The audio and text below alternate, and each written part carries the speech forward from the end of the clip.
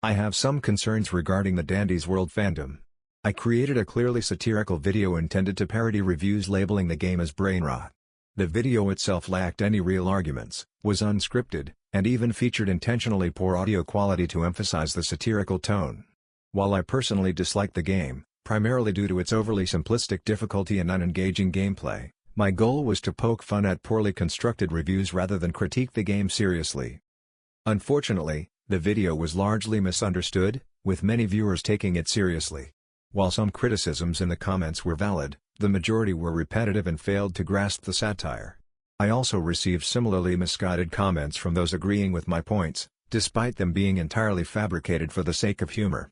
Notably, I chose not to express any of my actual critiques of the game, despite having hours worth of grievances. I have one question after all of this: how bad is the Dandy's World review scene for this video to not immediately seem like satire? I need to preface this before moving on with the video: this is not an attack on the Dandy's World fandom. If you enjoy the game, there is absolutely nothing wrong with that. However, the overall discourse surrounding this game, on both sides of the spectrum, tends to be frustratingly irrational, with only occasional glimpses of thoughtful discussion breaking through. My actual review of Dandy's World goes as follows.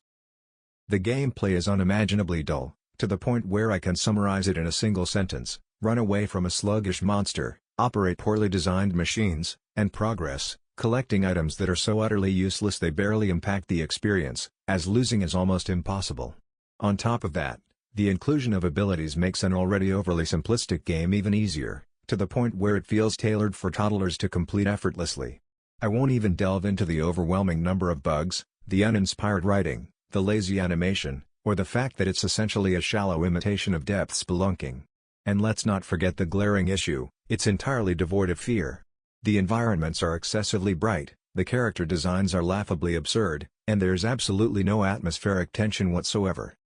It's a bit disappointing that I feel the need to make this video, especially since my overall opinions on Dandy's World are relatively positive.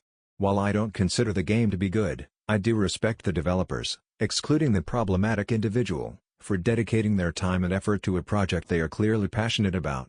That said, this respect doesn't make the game immune to criticism, just as this review is not immune to criticism either. However, it's crucial to ensure that any criticism, whether of the game or this review, is constructive and meaningful. This quote-unquote drama is so stupid and overblown that I don't even feel like doing a shameless plug. I genuinely hope that those who have outright stated they don't respect others' opinions take the opportunity to reflect and grow as individuals. Even some of my friends who play Dandy's World and genuinely enjoy it find the behavior of such individuals amusingly hypocritical. Respectful discourse is essential, and I encourage everyone to embrace differing perspectives without resorting to hostility. Well, goodbye, I'm a little tired, and I have to get back to work, so peace and love on the planet Earth, and see you soon.